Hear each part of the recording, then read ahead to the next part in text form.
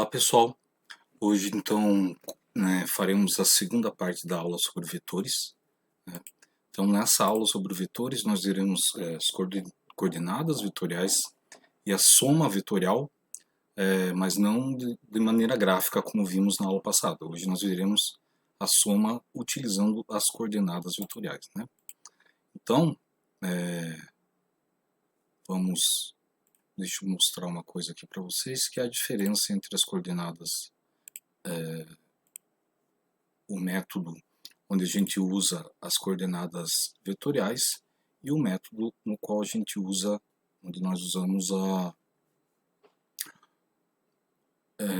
parte gráfica, Então nós tínhamos lá, por exemplo, tínhamos dois vetores A, Então aqui eu tenho o vetor A, lembrando sempre que ele é escrito em negrito ou ele é escrito com uma letra com uma seta em cima, somado com o vetor B. Então esse A somado com o vetor B me daria um outro vetor C. Esse aqui seria o resultado dessa soma. Então C é igual a mais B. Como eu faço essa soma? Essa soma é feita graficamente. Então eu vou lá no meu papel milimetrado, e faço meço o tamanho de A, meço o tamanho de B, e meço o tamanho de C. Quando eu meço o tamanho de C, eu estou sabendo qual é a soma entre esses dois vetores. E observe que a soma entre esses dois vetores não é só um número, ele é um outro vetor que tem um módulo diferente. Tem uma outra maneira de fazer essa soma, que é a seguinte, Você é o método do paralelogramo. Então você tem lá o vetor B, e o vetor A. Então, a partir do vetor B e do vetor A partir da ponta do vetor A, você traça o vetor B novamente. E da ponta do vetor B, você traça o vetor A novamente.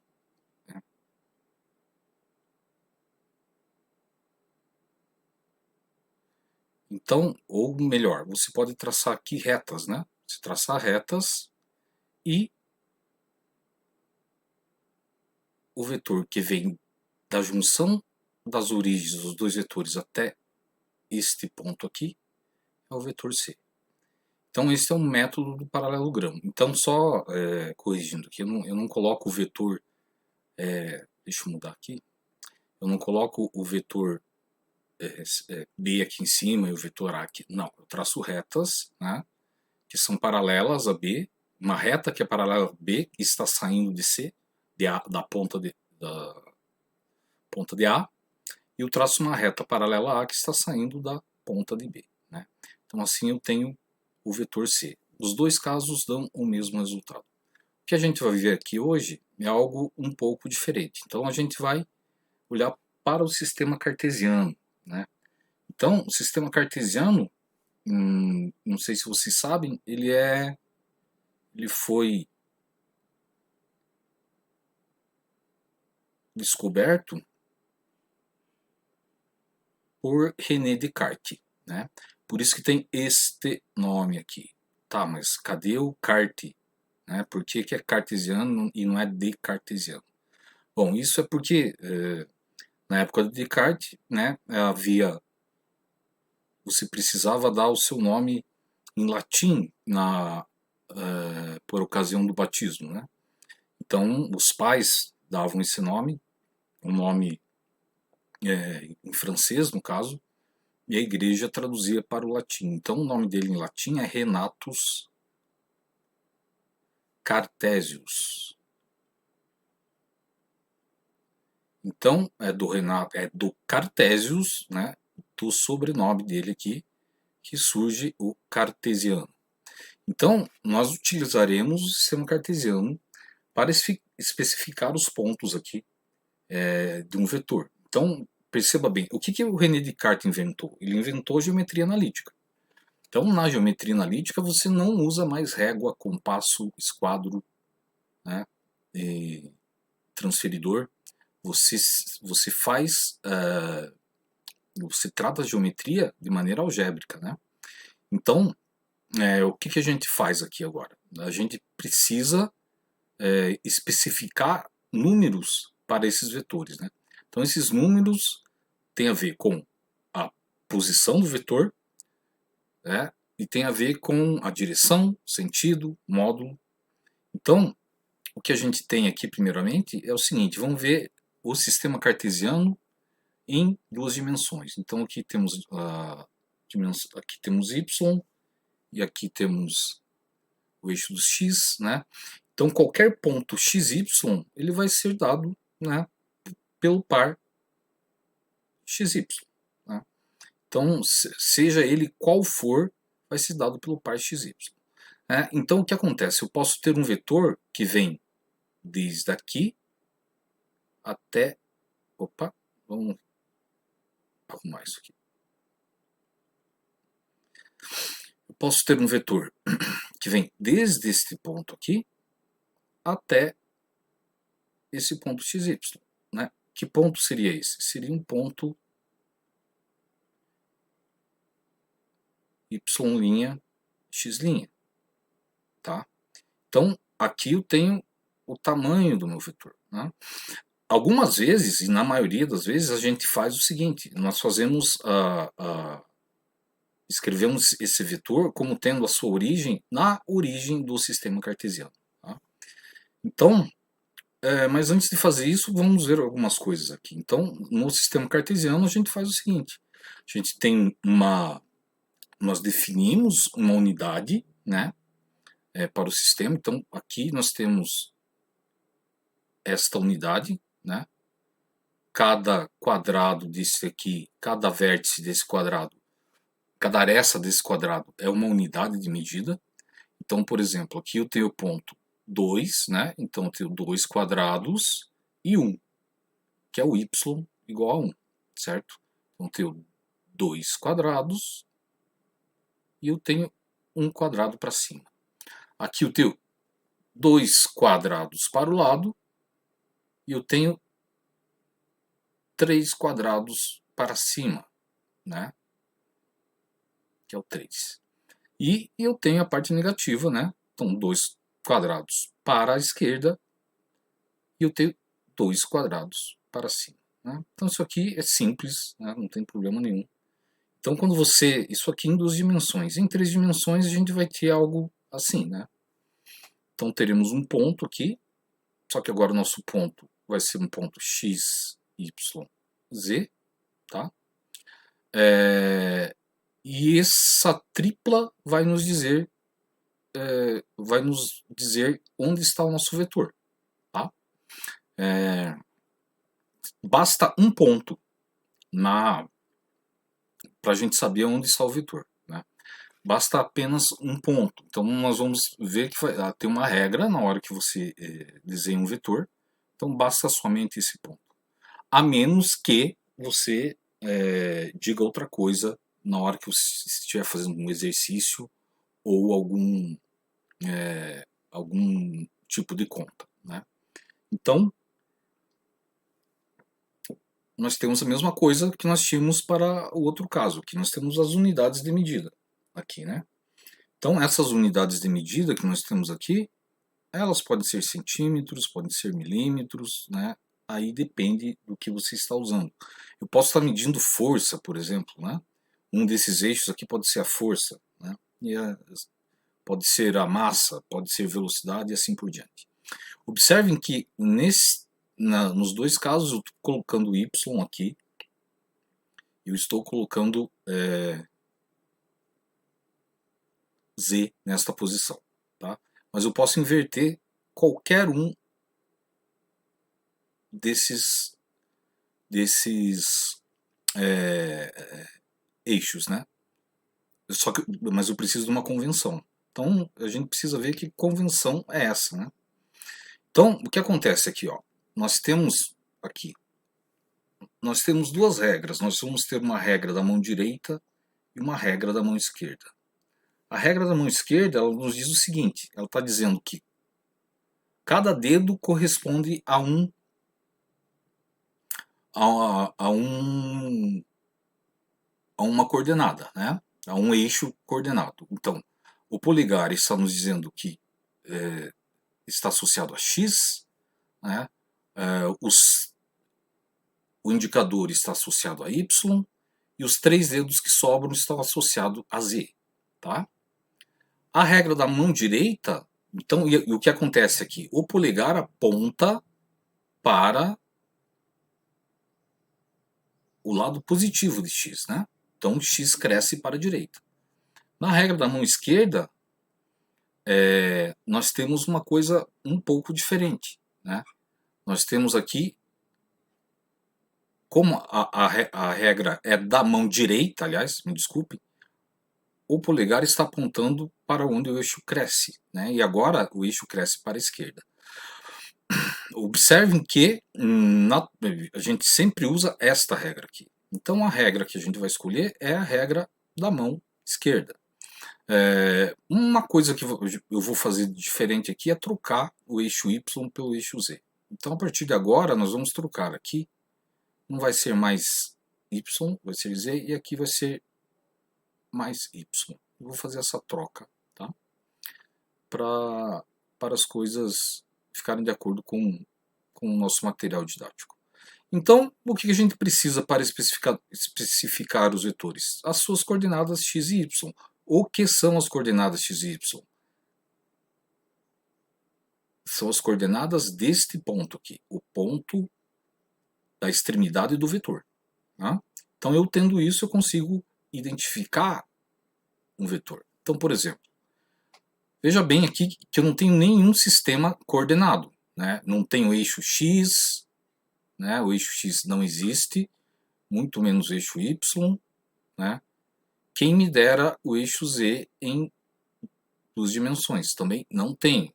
Veja bem, não tenho nada disso. O que eu estou mostrando aqui é um papel milimetrado, certo? Onde eu desenho vetores. Né? Então eu só quero saber esses tamanhos. Então eu sempre vou medir o tamanho, a altura, que é y. Então, por exemplo, esta altura aqui é y, então eu tenho 3 quadrados, e a largura que é x, eu tenho 1 quadrado.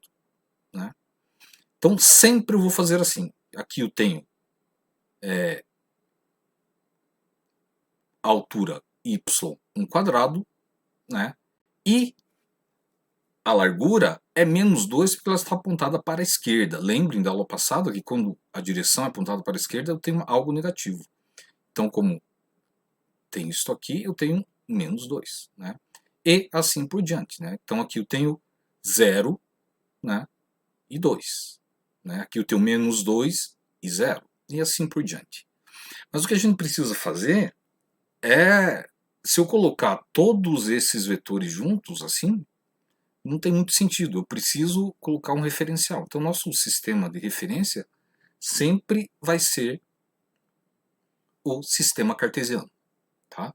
Então, aqui eu estou colocando em 2 dimensões, só para ficar visualmente mais fácil, mas sempre será o sistema cartesiano. Então, quando definir um vetor, se eu disser para vocês, eu tenho um vetor xy, automaticamente vocês vão pensar assim, o vetor vai do ponto 0, 0 até o ponto xy.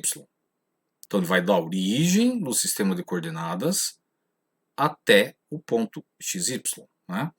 E aqui o que eu tenho, aqui eu tenho o tamanho desse vetor, que eu vou chamar de vetor A, por exemplo. Né?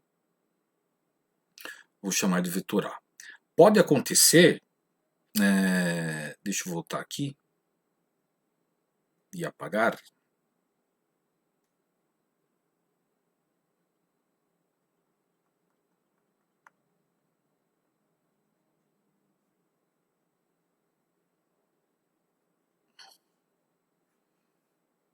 Então pode acontecer de eu falar para vocês que eu tenho um vetor, que eu tenho o seguinte vetor. Vetor AB. O que é o vetor AB? Então vamos chamar xy de B, e eu vou chamar A, vetor A, de x', y'. Então, aqui eu tenho y', aqui eu tenho x', né? E o meu vetor AB, ele tem a origem em A e sua extremidade em B. Então, este aqui é o vetor AB. Pode acontecer isso aqui, se for definido no exercício que vocês estiverem fazendo, no problema, ou na questão, na conta que vocês, com a qual vocês se depararem. Né? Então, vejamos aqui vetores unitários. Né? Vamos ver o que é um vetor unitário. Então, vamos chamar esse vetor aqui de vetor A. Tá? Então, quando eu chamo esse cara aqui de vetor A, eu tenho um vetor A que ele é dado pelos pontos 2 e 1. Ok? Mas tem uma maneira de eu escrever isso dando as direções. Então eu posso escrever isso fazendo o seguinte, ó. Eu tenho vetor A, que é a soma de dois vetores, de duas componentes.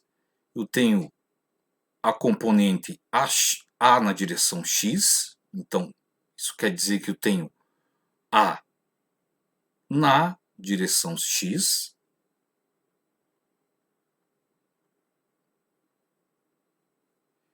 mais uma componente AY na direção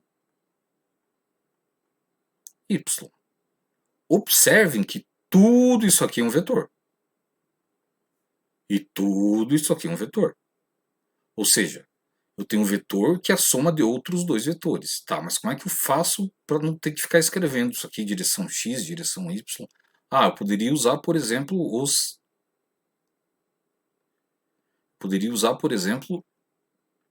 o ângulo. Mas existe uma maneira mais fácil de resolver esse problema, que é usando vetores unitários. Né? Então, por exemplo, eu posso multiplicar esta coordenada aqui por um número e ela permanecer a mesma. Que número é esse? É número 1. Né? Então, por isso chamamos de vetores unitários. Como funciona a multiplicação de uma constante por um vetor? Eu simplesmente multiplico o valor do vetor pelo valor da constante. Né? Então, se o vetor é 2, tem magnitude 2, quando eu multiplico por 2, ele vai ficar 4. Nesse caso, nós vamos utilizar vetores com magnitude 1, todos eles. Então, o que nós teremos aqui é o seguinte, nós teremos na direção I, na direção X, nós teremos o versor I. Então, versor é um vetor unitário. Versor é um vetor unitário, tá? Na direção Z eu tenho K e na direção J, na direção Y eu tenho J. Tá? Então o nosso vetor aqui A, ele vai ficar o seguinte, ele vai ficar A, né? O vetor A, ele vai ter uma componente escalar AX na direção I, mais uma componente escalar na direção J. Né? Então, percebo que aqui eu tenho dois vetores, é a soma de dois vetores. Correto?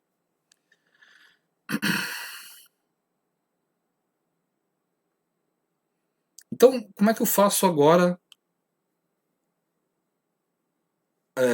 a soma de dois vetores? Tá? Então, eu vou pegar esse vetor aqui, eu vou chamar ele de vetor A, né? E eu vou chamar este vetor aqui de vetor B. Eu quero somar os dois vetores. Né? Então, o método que a gente conhecia, ele era unicamente, os dois métodos, né? Eles eram unicamente gráficos. Agora eu tenho o seguinte, eu posso somar A e B. Né? Então, como que eu vou fazer isso aqui? Então, antes de terminar a conta aqui, vamos escrever aqui do lado o vetor A em termos das suas coordenadas. Então vai ser AX na direção I, mais AY na direção J mais AZ na direção K. Tá? E aqui nós teremos B, que é igual BX na direção I, mais BY na direção J, mais BZ na direção K. Correto? Agora eu preciso saber quem são AX, AY, AZ, BX, BY, BZ. Então, isso fica simples. Então, vamos ir aqui para o A. Então, aqui, veja bem que agora o sistema está com Z, aqui, né, no lugar de Y. Então, temos que prestar atenção. Então, aqui eu tenho X, Y e Z. Então, meu AX, ele é igual a 2. Meu AY, ele é igual a 3. E meu AZ é igual a 5. Neste caso aqui, de B, fica mais fácil, porque eu tenho BX,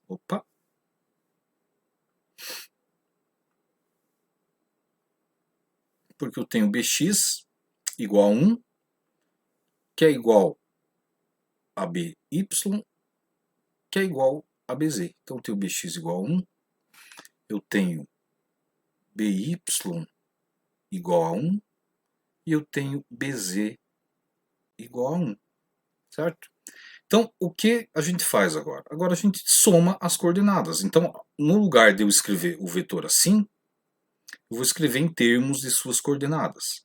Então, eu vou escrever primeiro AX I mais AY J mais B, aqui é A, mais AZ K. AZ K. Tá? Mais os termos de B. Então, BX na direção I, mais BY na direção J, mais BZ na direção K. Certo? Agora o que eu faço? Eu vou agrupar todo mundo que está na direção I com todo mundo que está na direção J com todo mundo que está na direção K. Então vai ficar o seguinte, então vai ficar AX mais BX na direção I, AY mais BY na direção J, mais AZ mais BZ na direção K. Ok? E o que a gente faz agora? Substitui os resultados. Então, AX é 2, mais B, BX, né, fica 3I. AY é 3, mais BY fica 4J. AZ é 5, mais BZ é 1, né, eu tenho 6K. Então, este é o meu vetor A mais B.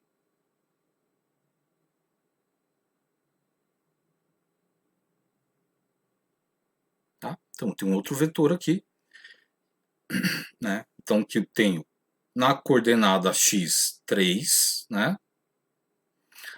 Tenho para a coordenada y, eu tenho 4, né? E para a coordenada z, eu tenho 6. Então, como ficaria isso aqui, né? Isso aqui ficaria mais ou menos assim. Né? Eu traço a paralela aqui, traço essa outra paralela aqui, e eu subo uma perpendicular até alcançar isto aqui. Então, meu vetor, deixa eu trocar a cor. O meu vetor vem desde a origem até aqui. mais ou menos, né?